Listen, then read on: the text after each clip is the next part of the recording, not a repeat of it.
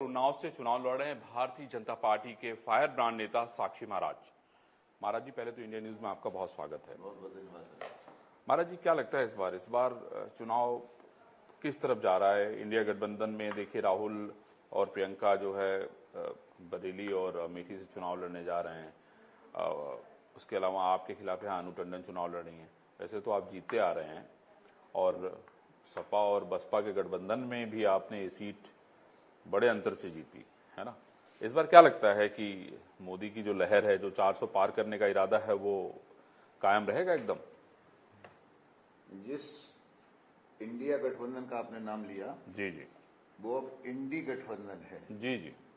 और जनता ये जान गई है इंडी गठबंधन उन लोगों का है जो मोदी जी से भयभीत हैं, या तो वो लोग बेल पर हैं, या वो जेल में हैं, या जेल में जाने वाले हैं। इस भय से भयभीत होकर के चोरों का एक समूह कहा जा सकता है जो इंडी गठबंधन है। हमारे यहाँ भी उसमें से एक प्रत्याशी है जिसके बारे में जी लोकसभा में सुजित बिम्पू की कई बार बहस हुई है। हो सकता है इनका नाम भी जेल में जाने वालों में हो। तो यहाँ उन्नाव की अगर बात करें जी, तो उन्नाव जब मुझे नहीं जानता था, मैं उन्नाव को नहीं जानता था, तो 3,16,000 वोट के अंतर से मुझे जिताया था। और 2019 में जब सब एक तरफ से लड़ रहे थे मेरे खिलाफ, तो 4,01,000 वोट के अंतर से जिताया था। इस बार जैसे ही मेरा टिकट फाइनल हुआ तो पूरा उन्नाव चिल्लाने लगा कि बार 5 लाख पार। मुझे लगता है कि उन्नाव ऐतिहासिक भूमि है। ये कलम की, कमंडल की और खड़क की धरती है, इतिहास बनाती रही है। और इस बार उन्नाव ऐसा इतिहास बनाने वाला है कि लोग आने वाले कई दशकों तक याद रखेंगे। महाराज जी, एक बात बताइए, भारतीय जनता पार्टी ने 3 तलाक को खत्म कर दिया, हलाला को खत्म कर दिया है ना। उसके अलावा भी आप बहुत सारे कानून लाने वाले हैं।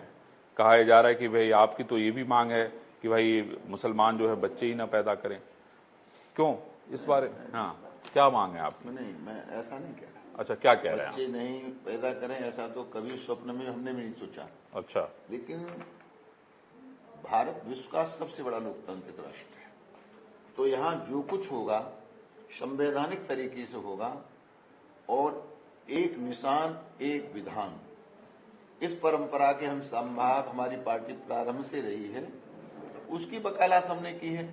जहां तक आप मुसलमान की बात करते हैं जी, मुसलमान को 65 साल तक कांग्रेस डराती रही, बहकाती रही, भयभीत करती रही। बीजेपी रोको, आ गई तो तुम्हें खा जाएगी, ये कभी किसी ने नहीं बताया। साक्षी महाराज जैसे लोग तो लहसुन प्याज भी नहीं खाते हैं, मुसलमान को कैसे खाएंगे। लेकिन इन 10 सालों में मोदी जी ने सबका साथ, सबका विकास, सबका विश्वास, सबका प्रयास, इस महामंत्र के साथ जो सेवा की है, अगर शौचालय हिंदू को मिला तो मुसलमान को भी मिला, अगर आवास हिंदू को मिला तो मुसलमान को भी मिला, अगर गैस का सिलेंडर हिंदू को मिला तो मुसलमान को भी मिला, अगर 5 लाख का आयुष्मान कार्ड हिंदू को मिला तो मुसलमान को भी मिला। कुल मिलाकर के केंद्र की लाभ की जितनी योजनाएं हैं वो हिंदू को मिली, उससे ज्यादा मुसलमान को मिल गई। क्योंकि मुसलमान को कांग्रेस ने वंचित रखा था, गुलाम बना के रखा था।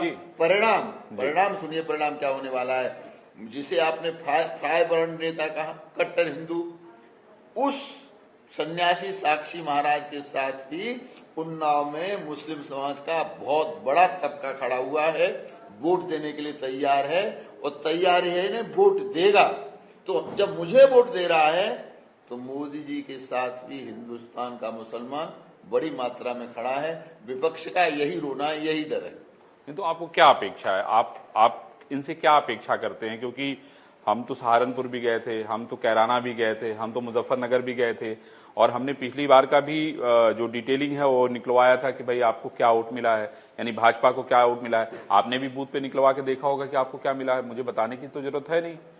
आप तो कह तो रहे हैं कि आपने सबका साथ। 2019 में मुसलमानों को कई बूथ थे जहां मुझे 100% वोट मिला।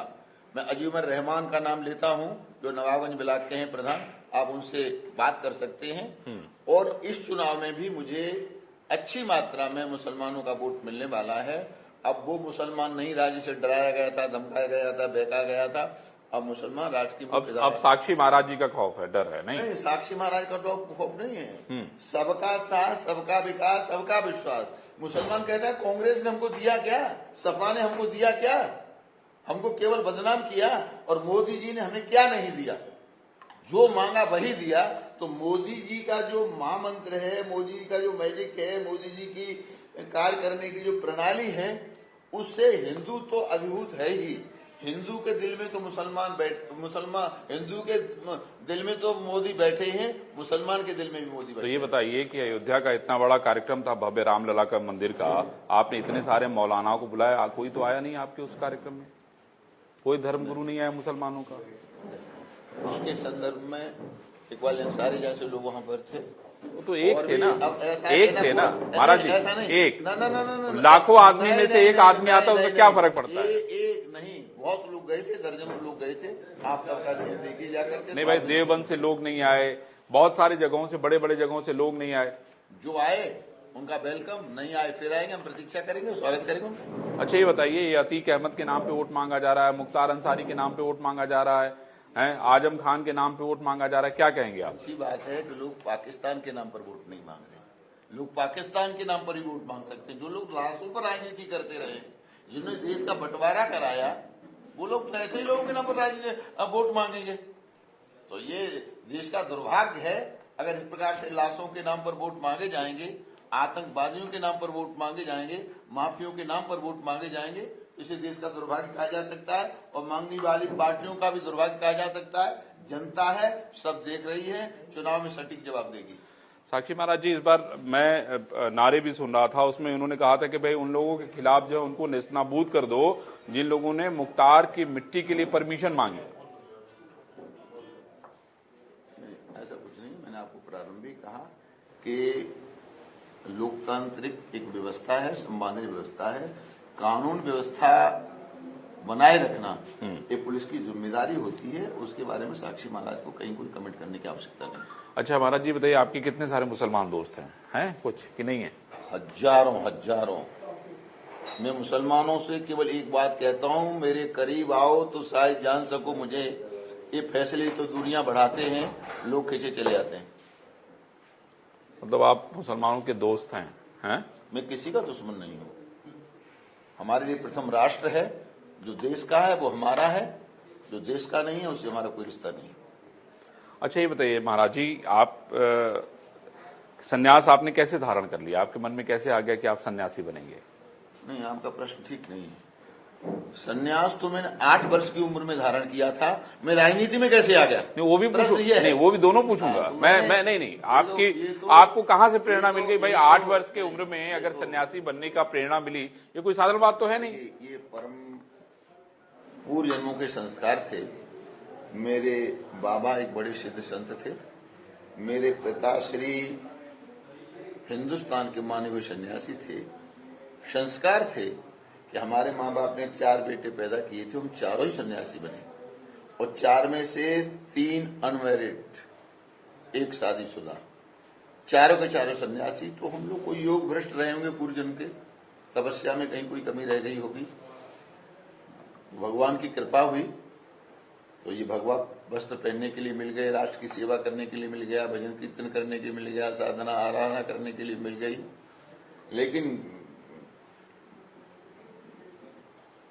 किस उद्देश्य को लेकर के कपड़े हमने रंगे थे जी, लेकिन फिर वो ये जो जीवन में मोड़ लिया, ये आश्चर्य की बात। ये भी मुझे बताइए कि आखिर राजनीति में आपका कैसे आना हुआ? आप तो जो है लोगों को ज्ञान, लोगों को शिक्षा देने के लिए निकले थे, आपने भगवा वस्त्र धारण कर लिया था। भारतीय संस्कृति में राम, कृष्ण, विश्वनाथ जी, ये 3 देवता ऐसे हैं जिनके बिना भारतीय संस्कृति, भारतीय सनातन धर्म, हिंदू धर्म जीरो है।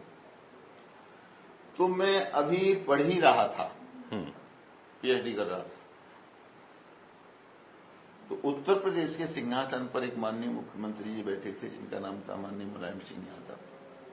अयोध्या का आंदोलन शुरू हो चुका था जी। उन्होंने कहा अयोध्या में परिंदा पर भी नहीं मार सकता। तो मेरे अंदर सोए हुए स्वाभिमान ने हुंकार भरी, और मैंने कहा न दुनिया की कोई ताकत हमें अयोध्या में कार सेवा करने से रोक नहीं सकती। और हम सीधे अयोध्या गए, बीजेपी का सदस्य नहीं था मैं, चुनाव के बारे में सोचा नहीं था मैंने, और बैरियर तोड़ करके वहां कार सेवा की। जब वहां कार सेवा करके मैंने अपना कर्तव्य शौर्य दिखाया तो सारे देश के जो साधु सन्यासी वहां पर थे उनके मन में आया कि व्यक्ति राजनीति के लायक है। तो आपने नाम सुना होगा संतों के शिरोमणि वृक्ष शिरोमणि परम स्वामी वामदेव जी महाराज जी जी। उन्होंने रामलला की मूर्ति आके पर्ची डाली कि साक्षी महाराज को राजनीति में जाना है कि नहीं जाना है। मैंने तो जाने को तैयार नहीं था, क्योंकि उससे पहले मैं एक अखाड़े का आचार्य महामंडलेश्वर बन चुका था। जी जी। और आचार्य महामंडलेश्वर इस संस्थान में शंकराचार्य के पद के बराबर या उससे ऊपर होता, नीचे नहीं होता। तो मैंने मना कर दिया कि मैं राजनीति से मेरा क्या लेना देना। लेकिन कुछ देश का भाग्य, कुछ मेरा सौभाग्य या दुर्भाग्य, पर्ची निकल आई कि साक्षी महाराज को राजनीति में जाना, कुछ राम की कृपा है ना, कुछ राम जी की कृपा। फिर भी मैंने एक दाव खेला जी। तो मैं बीजेपी की सदस्यता ग्रहण नहीं करूंगा और मैं टिकट मांगने नहीं जाऊंगा। तो संतों ने कहा दिल्ली तो बने रहोगे अपने आश्रम में, मैं दिल्ली बना रहूंगा। तो दिल्ली मेरे आश्रम में टिकट चल करके आई।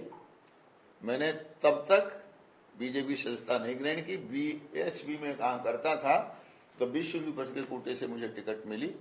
और मथुरा, जहां माननीय अटल बिहारी वाजपेयी की कभी जमानत जब्त हुई थी, उन्होंने मना किया मत लड़ो, ये खराब जगह है। लेकिन मथुरा से तब तो ये प्रश्न था, अयोध्या मथुरा 3 जगह एमपी बने। जी जी, अयोध्या मथुरा काशी। तो फिर मथुरा से मुझे मैदान में उतारा गया। राजा विश्वेंद्र की जमानत जब्त करके कांग्रेस की मैं लोकसभा में गया। फिर पीछे मुड़ के नहीं देखा। मेरे ब्रजवासियों को यहाँ से प्रणाम करता हूँ। ब्रजवासियों का ऐसा आशीर्वाद मिला कि आज तक मैंने मुड़ के नहीं देखा। जिस भी दिग्गज के आगे लड़ा दिया गया। 2 बार सलमान खुर्शीद की जमानत जब्त की और यहाँ अनु टंडन की 2 बार जमानत जब्त कर चुका हूँ। 3री बार की तैयारी है। तो अब मैं आपको क्या कहूँ, अब आप साधु हैं, सन्यासी हैं या नेता हैं? मैं एक्सीडेंटली राजनीति में हूँ। राजनीति मेरा जीवन नहीं है, राजनीति मेरी दुनिया नहीं है। मैं धर्माचार्य था, धर्माचार्य हूँ, धर्माचार्य ही रहूंगा। तो मुझे आप सन्यासी कहेंगे, महात्मा कहेंगे, संत कहेंगे, मुझे खुशी कहें होगी। आप मुझे नेता कहेंगे तो लगेगा आप मुझे गाली दे रहे हैं। मतलब अब जैसे कि अब आप एक्सीडेंटली आ ही गए पॉलिटिक्स में, है ना, तो अब तो जनता की सेवा ही एकमात्र उद्देश्य है, बाकी तो कुछ है नहीं है। धर्म के माध्यम से भी वही कर रहे थे आप, लोगों को ज्ञान देना, सही रास्ते पे चलने के लिए प्रेरित करना, यही एकमात्र मार्ग था, मैं समझता हूँ। तो वो जो मेरा मार्ग था अध्यात्म वाला, जी जी, अजय संयोग से जो पार्टी है भारतीय जनता पार्टी, ये 2 बिंदुओं पर खड़ी है, एकात्म मानववाद और अंत्योदय जी। और ये 4 वेदों का ये सार है। एकात्म मानववाद, सर्वम खलविदम ब्रह्म, ये वेद का मंत्र है। जी जी। तो परमात्मा ही परमात्मा है। वो समझे सिया राम मई सब जग जानी।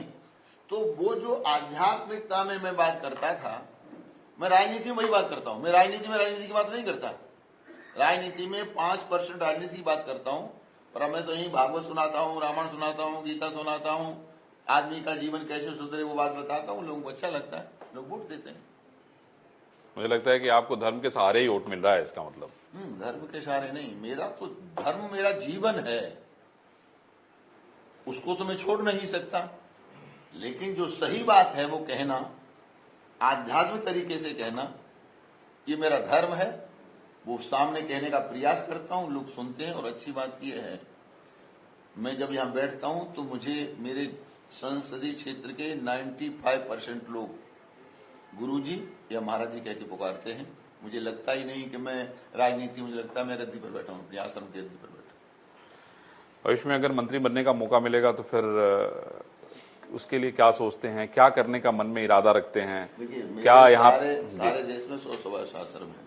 मैं बहुत व्यस्त व्यक्ति हूँ, तो मैं तो यही प्रयास करूंगा कि मुझे मंत्रिमंडल न मिले, क्योंकि मैं मंत्रिमंडल में जाने के बाद उतना समय अपनी जनता को भी नहीं दे पाऊंगा जो मेरी दीवानी है, जो मेरा इतिहास बनाती रहती है। तो मेरा प्रयास यही रहेगा कि मैं मंत्रिमंडल का हिस्सा न बनूं, और मोदी जी का जो आदेश होगा, तो मैं जिस पार्टी का सदस्य हूं, जिस पार्टी ने मुझ पर, मैं 7वीं बार लोकसभा का सदस्य बनने जा रहा हूं, तो पार्टी के आदेश का पालन करना तो मेरा कर्तव्य है। देखूं महाराज जी, कभी कभी अगर आप अकेले चिंतन मनन करते होंगे तो आपको क्या लगता है कि हमारा देश जो है एक तो आगे बढ़ रहा है, 2047 तक हम लोग विश्व गुरु के बनने की बात कर रहे हैं, बहुत सारी चीजें आपके भी मन में चलती होंगी, चूंकि आप अध्यात्म से जुड़े हुए हैं, कौन सी ऐसी बात है जो आपको लगती है खटकती है कि नहीं यार इसको भी ठीक करना चाहिए, ये भी चीजें बेहतर होती तो शायद ज्यादा अच्छा होता है। अब इतना परिश्रम से आप लोगों ने राम मंदिर बनवाने में तो कामयाब हो गए, सफल हो गए, क्या बच गया है अभी जो आप करना चाहते हैं? देखिए, कई बार मैं सोचता हूं कि हे भगवान, ये मोदी 14 में ही क्यों मिले, 10 साल और पहले क्यों नहीं मिल गए होते? अगर 10 साल पहले और मिल गए होते तो देश की तस्वीर तकदीर कुछ और होती। चलो, मोदी जी ने देश को बर्बाद होने से, समाप्त होने से, टुकड़े टुकड़े होने से बचा लिया। ये 56 इंच के सीने का कमाल है कि धारा 370-35 से हट गया। मोदी जी के कारण ही सुप्रीम आज लोगों में साहस आया कि अयोध्या का निर्णय आया, लोगों का आत्मबल बढ़ा। और जब से मोदी जी आए तब से वो बच्चे बच्चियां जो लव स्टोरी लिखते थे, प्रेम कहानियां गढ़ते थे, वो राष्ट्रवाद के रास्ते पर चल पड़े हैं। और ऐसा राष्ट्रवाद कि लोग जी जान देने के लिए तैयार हैं। मुझे लगता है कि भारतीय संविधान में संविधान की मूल भावना के अनुरूप जो नियम कानून नहीं थे, बहुत सारे नियम कानून बदल दिए गए। अब भी कुछ बदलने के लिए शेष रह गए हैं। और भारत में एक विधान एक निशान, ये बहुत आवश्यक है। 1 नेशन 1 इलेक्शन बहुत आवश्यक है। और जमीन छोटी होती चली जा रही है, जनसंख्या बढ़ती चली जा रही है। इसलिए जनसंख्या नियंत्रण कानून सुप्रीम कोर्ट ने भी चिंता की है, अकेले साक्षी महाराज की चिंता नहीं। जनसंख्या नियंत्रण कानून आना भी बहुत आवश्यक है। और सबके लिए समान आचार संहिता, ये भी अपरिहार्य है। अब ये तो मोदी जी के ऊपर है। और वो पाकिस्तान में जो हमारा पीओके है तो हमारा जनता वहां की तड़प रही है हमारे लिए। लेकिन भगवान की कब कृपा होगी और मोदी जी की कब निगाह उठेगी कि पीओके भी हिंदुस्तान का हिस्सा हो, वहां भी तिरंगा फहराए। वैसे तो पाकिस्तान भी आप ही का था पहले। नहीं, पहले था, पहले हमारा था। जी जी। लेकिन पंडित नेहरू की गलती की वजह से ये जगजहार था। अली मोहम्मद जिन्ना कैंसर के मरीज हैं, 1-2 साल से ज्यादा जिंदा रहने वाले नहीं हैं। तो दोनों आदमी की कुर्सी की हवस, मैं प्रधानमंत्री बनूंगा, मैं प्रधानमंत्री बनूंगा, बन जाने देते अली मोहम्मद जिन्ना को प्रधानमंत्री। मेरे प्यारे देश का बंटवारा नहीं होता। इस देश के बंटवारे का अगर कोई पापी है तो अकेली कांग्रेस है और पंडित जवाहरलाल नेहरू हैं, जिन्होंने देश का बंटवारा कराया। आज भी पाकिस्तान के बहुत से मुसलमान अधिकांश ये चाहते हैं काश मोदी जी हम पर आक्रमण कर दें और हम सरेंडर कर दें, हिंदुस्तान का हम हिस्सा बने। पीओके के लोग तो चिल्ला ही रहे हैं, लेकिन कुछ नियम होते हैं, कुछ कानून होते हैं। और मोदी जी तो नियम कानून को बहुत मानने वाले, ऐसे तो महामानव ढूंढने से नहीं मिलेंगे। मुझे तो अवतारी पुरुष लगते हैं, सारा विश्व जिनका सम्मान करता है। तो मोदी जैसे लोग हजारों साल में कभी कभी पैदा हुआ करते हैं। सारा विश्व उन पर नजर गड़ाए बैठा है कि ये ही कर सकते हैं। चाहे यूक्रेन और रूस के युद्ध का मामला हो 22,000 लोगों को निकालने का, चाहे अभिनंदन को लाने का मामला हो, या मोदी बाहर गए कोई राष्ट्राध्यक्ष उनके पैर छू रहा। क्या सपना देख रहे हैं हम? जिन लोगों ने हमें गुलाम रखा वो मोदी को बॉस कह रहे हैं। तो ये जो देश, अब वो देश नहीं है मौनी बाबा वाला, कांग्रेस वाला देश नहीं है, मोदी वाला देश है। अब आगे आगे देखते चलिए क्या हो। मुझे लगता है 10 साल में मोदी ने ट्रेलर दिखाया है, पिक्चर आनी बाकी है। लेकिन एक तरफ आपका विपक्ष कहता है कि इस बार जो है संविधान अगर बचाना है तो विपक्ष को वोट दीजिए। आप सुन रहे होंगे सारी लोगों की बातें, राहुल हैं, अखिलेश हैं। विपक्ष है कहां? सब मिलकर के भी पार्लियामेंट में विपक्ष का नेता नहीं बना पाए। विपक्ष खत्म। ये दुर्भाग्य है राजनीति का। विपक्ष शून्य पार्लियामेंट चला था पूरे 5 साल, तो विपक्ष कहीं है ही नहीं। उत्तर प्रदेश में 80 की 80 सीटें भारतीय जनता पार्टी जीत के आ रही है। उन्नाव छोड़ दीजिए, आपसे बाद में मिलेंगे, इतिहास बनाएगा। हम हिंदुस्तान के टॉप 10 में जाने वाले हैं। उत्तर प्रदेश हमने खेल लिया। 2019 में उत्तर प्रदेश में 4 MP सबसे ज्यादा वोटों से जीते थे। एक मोदी जी, एक जनरल VK सिंह, राजकुमार चाहर हमारा शिष्य और साक्षी महाराज। तो यूपी तो हमने खेल लिया। अब हम टॉप 10 इंडिया के लिए खेल रहे हैं और मुझे लगता है यहाँ की जनता ऐसा ही करके देगी। क्या बात है। आप लोगों ने देखिए साक्षी महाराज की बात सुनी। साक्षी महाराज पूरी तरीके से कॉन्फिडेंट हैं। इनको लगता है कि ये जो है अभी भी मन से साधु हैं, क्योंकि जनता के बीच में भी जाते हैं तो रामायण, गीता और उससे जुड़ी हुई बातें करना इनको पसंद है। लेकिन सबसे महत्वपूर्ण बात यह है कि चूंकि राजनीति करनी है, इसलिए राजनीति के नियम कानून का पालन भी करना है। उसका पालन भी साक्षी महाराज यहाँ पर करते हुए दिखाई पड़ रहे हैं और इनको उम्मीद है कि इस बार पूरे भारत में सबसे ज्यादा वोटों से जीतने वाले व्यक्तियों में से साक्षी महाराज भी एक होंगे। तो हम लोग फिर किसी से बात करेंगे, लेकिन आज के लिए बस इतना ही।